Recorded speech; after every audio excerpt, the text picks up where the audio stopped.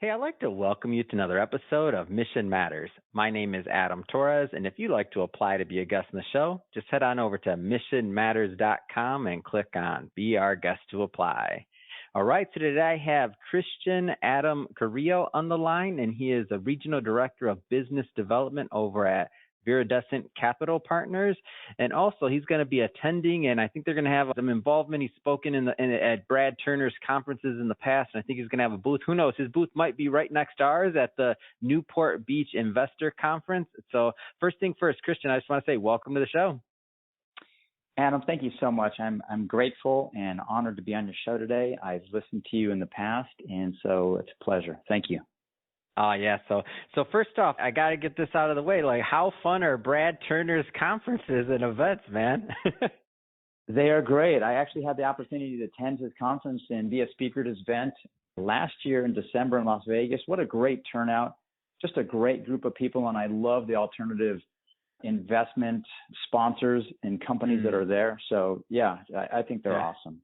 Other than the amazing scenery and area, obviously, and then the venue and everything else, like, what are you looking forward to, and why are you attending the Newport Beach Investor Conference? Yeah, so let me give you, a blurb on Viridescent Capital Partners and who we are, and that will give you lead into why we're going to be attending. So our company, Viridescent Capital Partners, we are a private equity company specifically focused on the cannabis industry, and I work in business development for the company, and I'm always networking, attending events, speaking at events. And my goal and our goal for attending the event is to continue to get exposure for our company, continue to meet new potential investors for our company. We manage $200 million across our portfolio of companies, and we are just continually looking to get the word out on who we are and the great impact that we're having working in the cannabis industry. So. Wonderful. Jumping around a little bit here, like what drew you originally to Viridescent Partners and really the cannabis industry? Were you always in that space? No, you know what? I actually wasn't, and it's a funny story because it was never a space that I had intended on getting into. They sucked you in, Christian, didn't they? They did.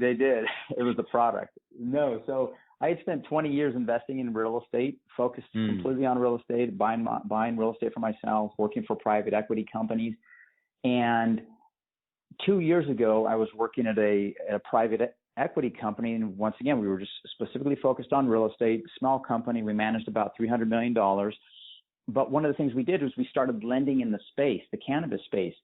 And the founders of the company focused specifically on the Chinese community as they are Chinese, and there was no collateral material in English. And so I was tasked with creating the collateral material for the company for our investment offering for this new cannabis investment.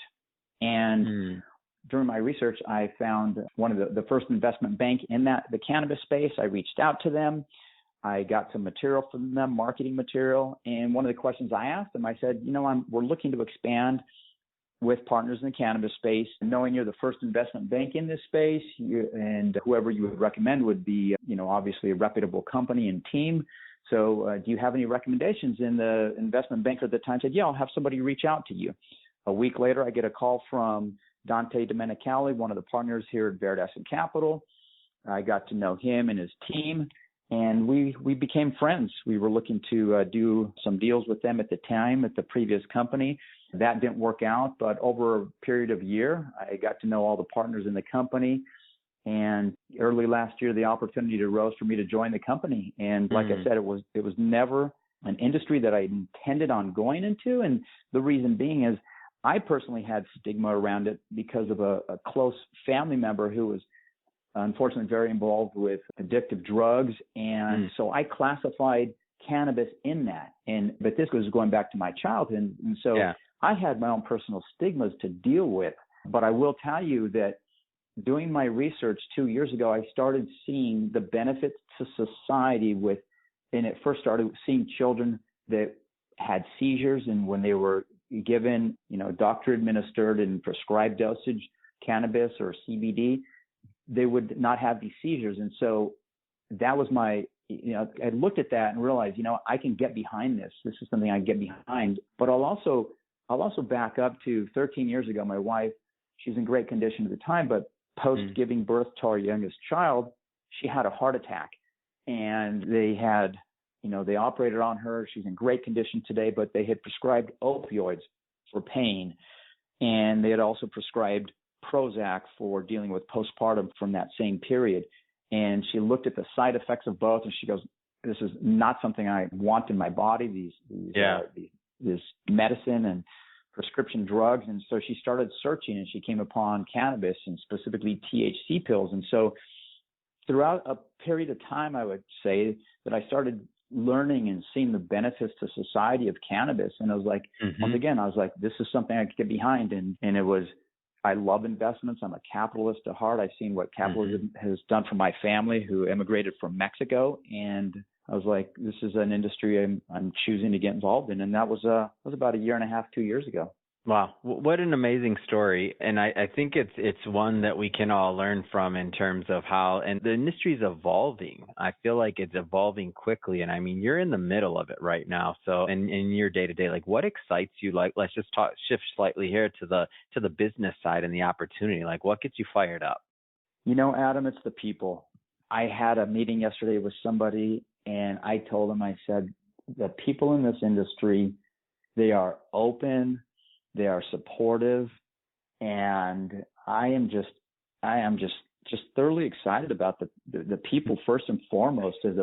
I would say as a foundation of who this industry is just wonderful people who are committed, who are committed to what I feel are the benefits of how cannabis and CBD and all of this can have a huge impact on society, and so I absolutely love the openness and the support and generosity of people. I reach out to people in this industry, and I'd say nine times out of 10, I'll get a reply back. I'll get a meeting. I'll get a conversation with somebody where I'm looking for support, and equally I offer support and look to connect people. And I just think the people are just wonderful and beautiful in this industry. So.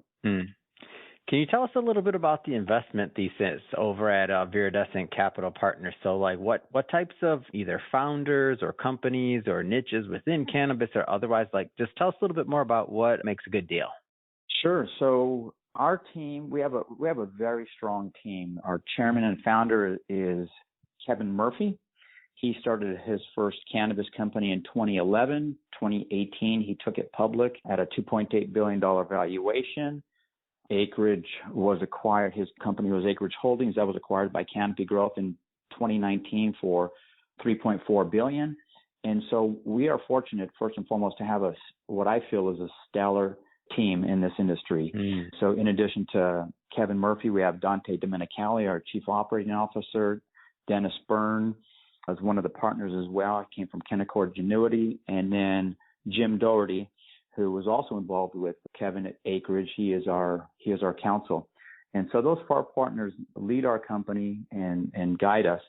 And, the makeup of our company, as I mentioned, we manage $200 million across our portfolio.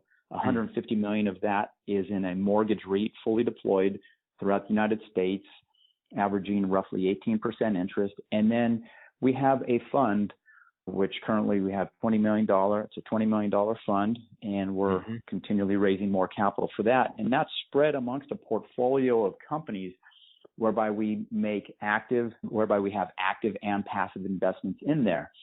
And an example of a passive investment is a company called Jane Technologies. They are a point-of-sale system specifically for the cannabis industry in dispensaries throughout the United States, roughly 2,500 dispensaries. They were just entered a partnership with point-of-sale giant Square back in October of last year, and they're moving into Canada. And what's unique about that is Square has experience in point of sales, but not cannabis. So they partnered up with Jane Technology. So we're an early investor in Jane Technology.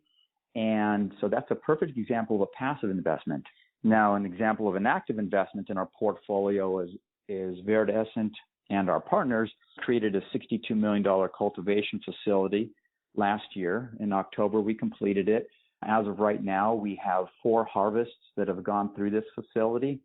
35% of our harvests are pre-sold, and we are doing very well in that facility. And so we just had a recent valuation come in, a pre-revenue valuation on that facility, and we're at $200 million. And so what makes a good investment is, well, first and foremost, the ability of our team and the connections of our team to identify opportunities throughout the United States, and then opportunities that fit our criteria for, one, returning capital as soon as possible to our investors, and then 2, providing a, distributions, dividends, if you will, on a very regular basis after that are what we're looking for. And then having expertise as far as our management in this industry, we're able to put into our fund investments that we feel are going to most benefit our investors.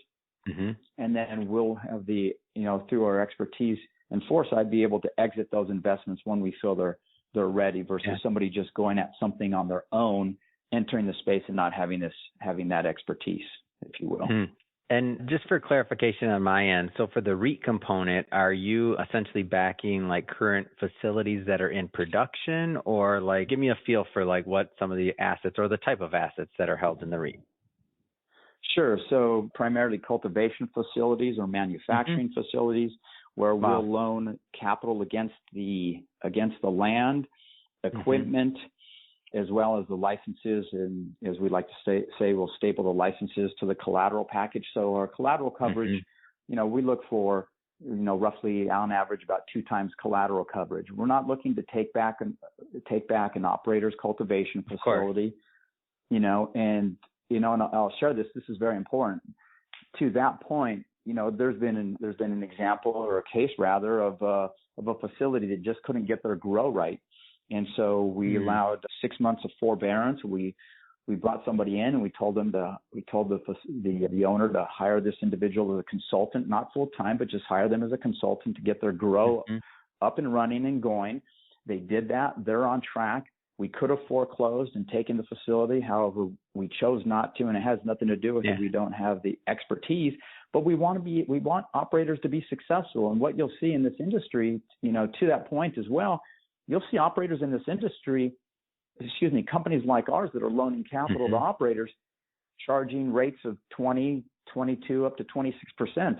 Now, they can do that. And another conversation is the federal government, where it's still illegal, and therefore there's a constraining of capital in this industry. But aside from that, we want to operate in a manner that's going to work for all parties. We're not looking to just win for ourselves. We want everybody to win, and we believe everybody can win. So going back to our mortgage REIT, the sweet spot is 18%. We have loans 16 to 22, but we want to focus on 18. And we've had operators come to us and say, hey, we'll pay you 22, 26. We know if we do that, 6 months down the road, potentially we would take them back. And that's not what we want.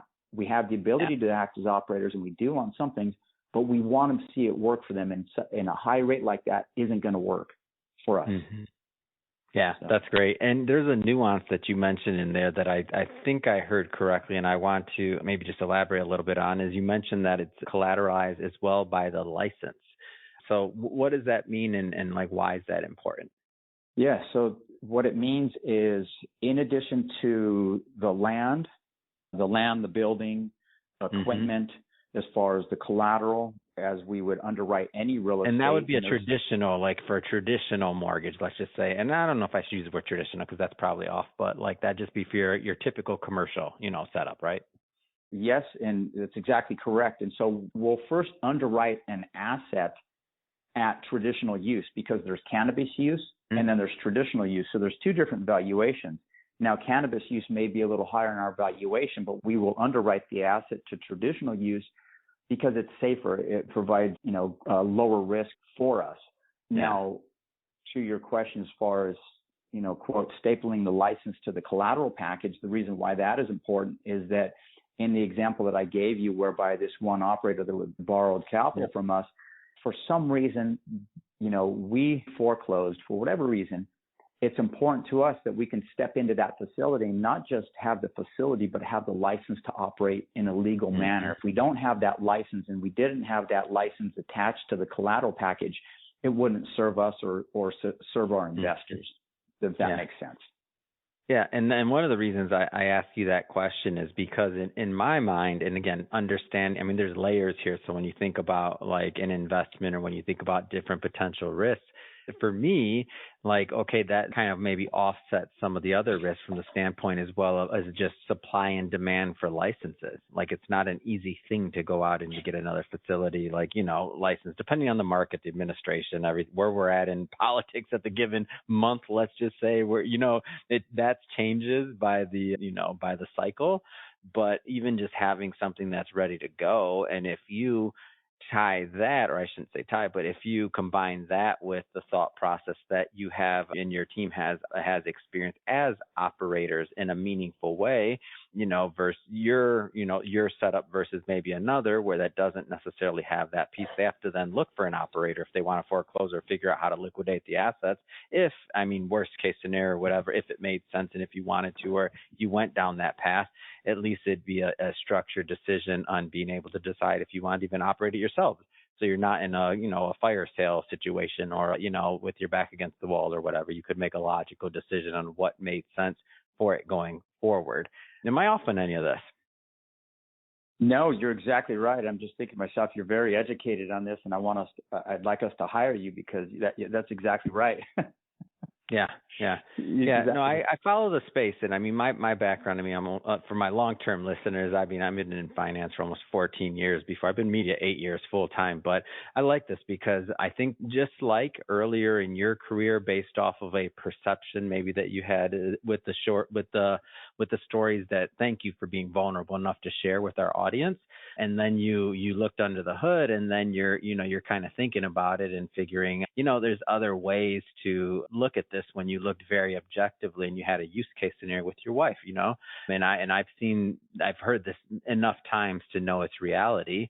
So now I feel like for many of the investors out there may have a connotation on an investment and because they're tying it to something else in the past that just maybe doesn't necessarily relate. But based on the layers of this, I don't know that I'm going to be bold enough to say there's less risk or it's de-risked or whatever. Like anybody listening to this, you can make your own decision on that one.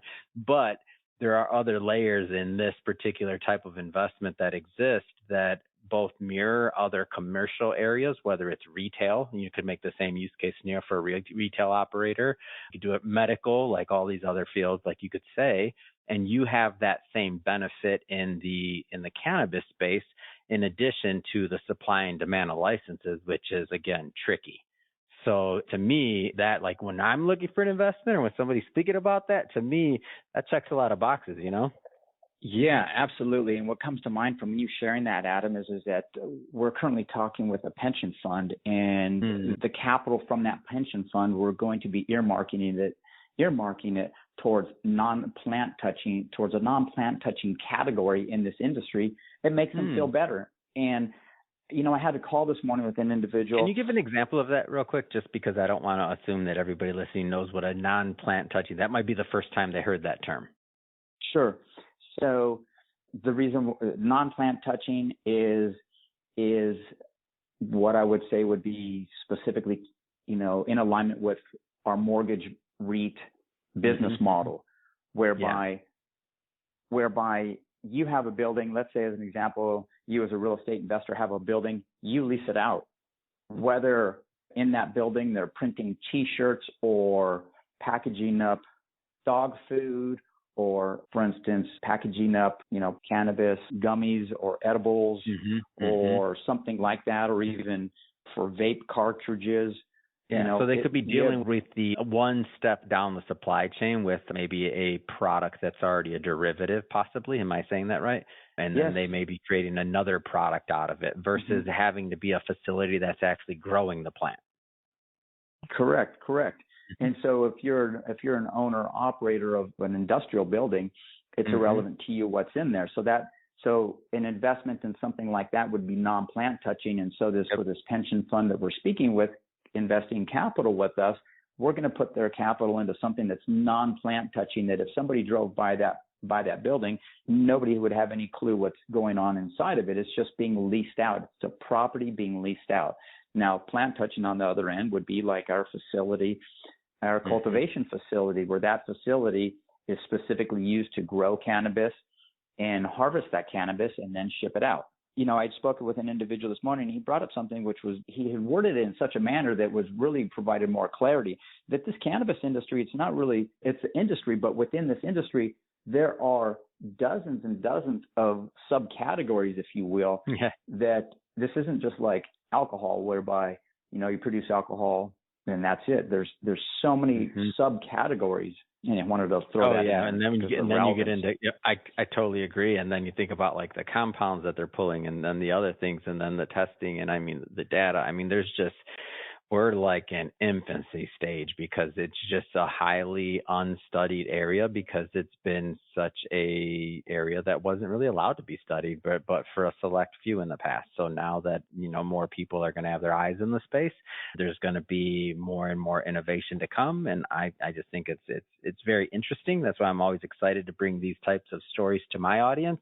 But that being said, Christian, we're about out of time for today's episode, but I do know that there may be some individuals that are listening to this that want to follow up, connect, have more conversations about what you're doing. What's the best way for people to follow up and learn more? Sure. The first way that, you know, I love to communicate with people, you know, verbally, is I'm going to give my cell phone, and then we'll follow up with some other ways. The first way is my cell phone, area code 714-206-3853. Once again, 714-206-3853. Second to that, I am very active on LinkedIn. Somebody could find me at Christian Adam Carrillo. There's two A's in my first name, Christiaan, and then Adam Carrillo. So those two ways are the best. And then our company website is viridescentcapital.com. Once again, viridescentcapital.com. So, yeah, and I welcome and look forward to speaking with anybody. So. Awesome. And we'll put that information in the show notes so that our audience can just click on the links and head right on over. And speaking of the audience, if this is your first time with Mission Matters and you're just getting acclimated with us and you haven't hit that subscribe button, this is your invitation. Hit the subscribe button. Come on. We'd love to have you back here to listen to more episodes. We have more mission-based leaders coming up on the line. Don't want you to miss a thing. And if you're a long-term listener and you haven't left us a review yet, come on, shame on you. Leave that review. Are you kidding me? Leave that review. You know, we appreciate it. So really appreciate that. Seriously. And Adam, been a pleasure having you on the show.